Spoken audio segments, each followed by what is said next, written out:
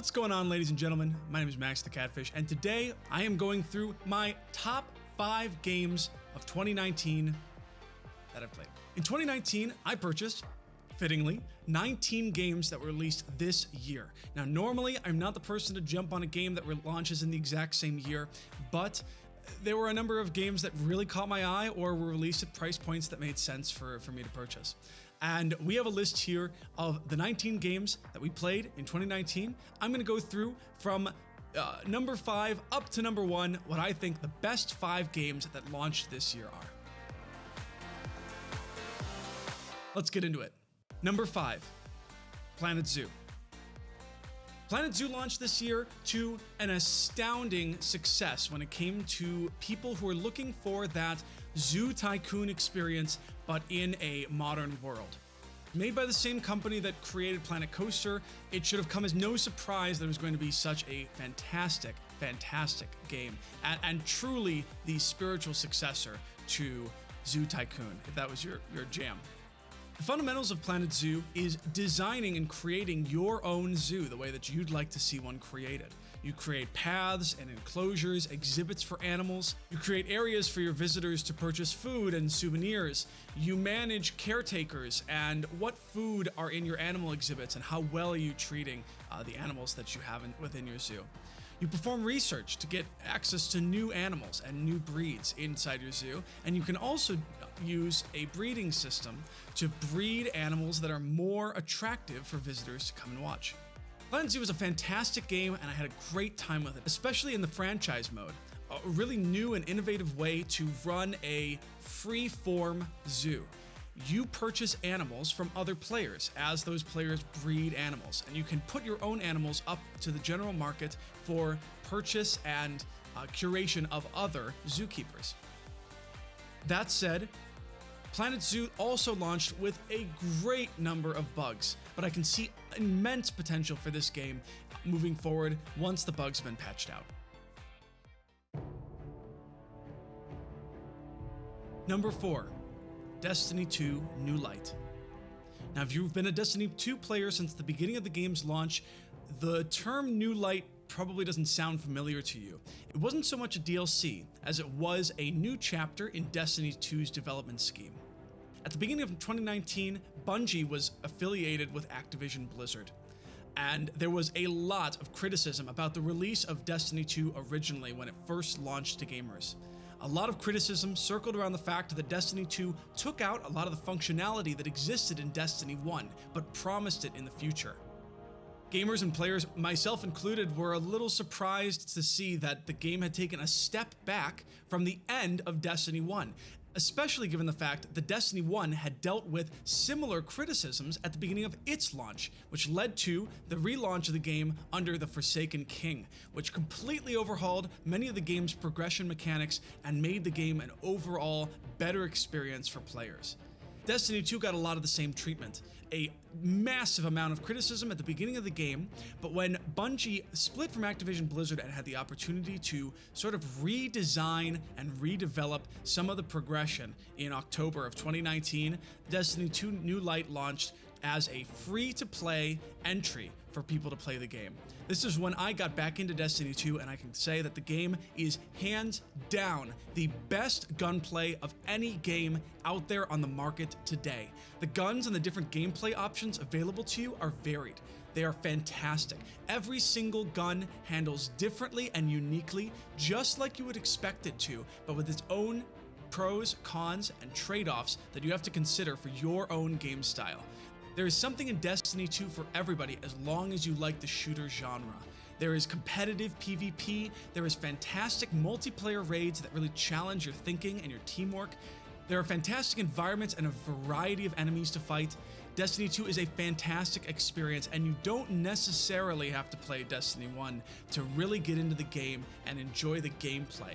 There is a lot of story content that you may have missed out on. It may be worth you going back to Destiny 1 to get a little bit of background about some of the concepts that are introduced to you in the game, but otherwise, Destiny 2 is one of the best cooperative and competitive looter shooters out there. I think it supersedes Division.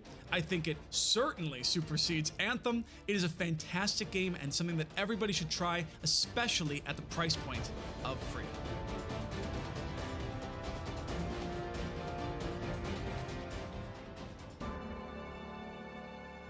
Number 3, The Outer Worlds. The Outer Worlds is a fantastic open world RPG that harkens back to the Fallout series, Skyrim, but in its own unique feel and environment and universe. If I were to compare The Outer Worlds to any game that I've played in that genre, it would have to be Fallout New Vegas. There is a level of humor and unique exploration that exists within the Outer Worlds that I've not seen in many open world RPGs since the release of Fallout New Vegas. In the Outer Worlds, you create your own character with your own playstyle just like you do in the Fallout games, and you explore from planet to planet, meeting a variety of characters that live within a universe run by mega corporations. As you play, you uncover the story of Phineas Wells, this fugitive scientist whose fate you're bound to, and the greater history of humanity as it unfolds. It is a fantastic game that allows you to play the way that you want to play. You can play a silver-tongued diplomatic character who tries to talk their way out of every situation, or you can be this big melee brute that intimidates people with big weaponry. Oh, that sounds wrong. You know what I'm going for. The Outer Worlds is a fantastic experience. At $60, the game is a little short. It's definitely not as fleshed out and as massive as the Fallout games that we were blessed with many years ago, but it is a great game on its own, and I highly recommend it if you're looking for the next new RPG for you.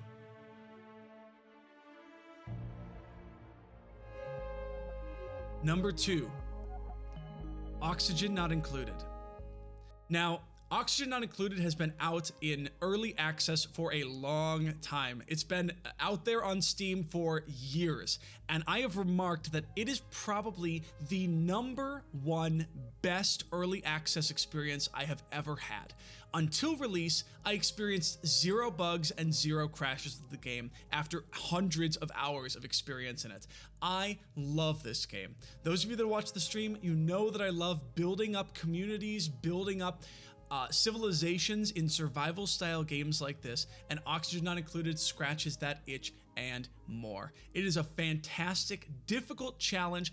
The first time you play the game, you're probably going to die within the first 30 cycles for lack of oxygen. It's in the title, right? Every single time you play, you learn new ways of overcoming the issues that you had in your last gameplay. And there is a massive community of really smart and helpful people out there who are helping you learn how to create these effective and efficient tools to keep your colony alive 100, 200, 300 more cycles so you can experience more of the game. It is an excellent game for those of you with a little bit more of a scientific mind, where you're looking for an experience that you can take a little bit of math, a little bit of physics, and use those in a experience to keep a colony alive. Now, this compares very drastically to Rimworld. In Oxygen Not Included, you can't capture people from another colony and harvest their organs and then sell those organs on the black market. The game is far more wholesome, let's call it, than a Rimworld is.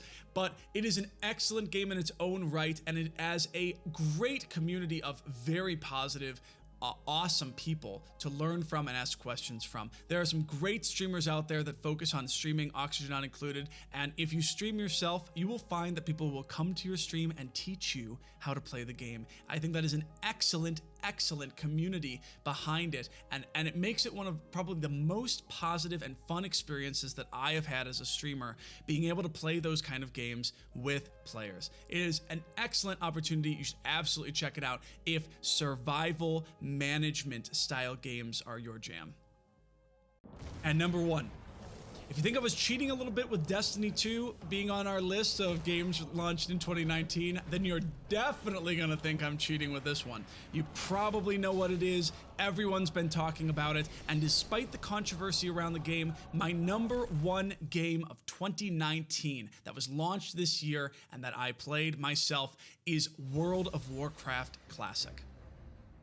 What Blizzard has done with this game is they have recreated this world picture perfect to as the launch was 15 years ago. I was one of those people that got World of Warcraft within the first few months of it releasing. I remember putting the disc into my computer for the very first time and launching into the game, and I got those exact same feelings from World of Warcraft Classic. This is an incredible game. It is a classic MMO experience, and I don't think that anything on the market matches up to it. Now, you are going to see in my next video, my top 5 games that I played in 2019, one of World of Warcraft's competitors. And that's because these two games do something so inspiring and so magical. They manage to transport you into a world that you are completely engrossed in. Since the launch of World of Warcraft Classic, there have been so few MMOs that scratch that itch of truly immersing you in a world that is beautiful and well crafted and well fleshed out in its history, in its story, in its lore than World of Warcraft. It is as if we were playing in 2009. 2009? It is as if you are playing this game in 2004 on launch day. There is a massive community of people, and you have these servers full of players. But it is a bit of a grind, and it goes back to games in 2004 where grinding was sort of acceptable in terms of the amount of time that you want to spend. It is a very different experience from the World of Warcraft retail game that you can also play for the same subscription fee. I think World of Warcraft Classic was an incredible recreation of the game. Frankly, it is identical to how it was played before, with only small quality of life improvements, and I think that that's exactly what Blizzard needed to do to relaunch this experience for a new generation of people. World of Warcraft is the pinnacle MMO experience that exists today, and if you never got the opportunity to play Classic, and certainly if you've never played World of Warcraft at all, I think you owe it to yourself to play this game. And that's it for my top 5 games of 2019 that released this year and that I've played. Now, I know there are a ton of games that didn't show up on this list. They didn't show up in the top 5, and they didn't show up in the list that I own. And that's because there are too many games came out this year. It is an absolute shame that I didn't get my hands on Sekiro, Shadows Die Twice, made by the same developers that made Bloodborne, one of my favorite games on the PS4. I really hope to get into Sekiro in the year to come, as well as Total War 3 Kingdoms, which I've had my eye on, watched a couple streamers play, but never actually grabbed. It is absolutely in my wheelhouse of those strategy style games, and I hear there's a lot of fun stuff with that title. We stream on Twitch every Monday, Wednesday, and Friday starting at 8 a.m. Eastern time. On Wednesdays and Fridays, we typically play Stellaris and strategy games, and on Mondays we play whatever we want, right? So it's a bit of a variety day. We've played some Oxygen Not Included, some Monster Hunter World. We've played some Phoenix Point lately, which is a fantastic game that launched this year but didn't quite make the top 5 of my list. I'm going to create another video for games that I'm looking forward to that haven't launched, and also our next video is the top 5 games that I played in 2019, regardless of the year that they launched. It is going to be a brand new list of the games that I played this year and the top 5 that I enjoyed the most. So stay tuned, and I hope to see you in another video. If you like the content, like and subscribe and comment and blah, blah, blah. I will see you guys in our next video or on stream. Hope to see you there.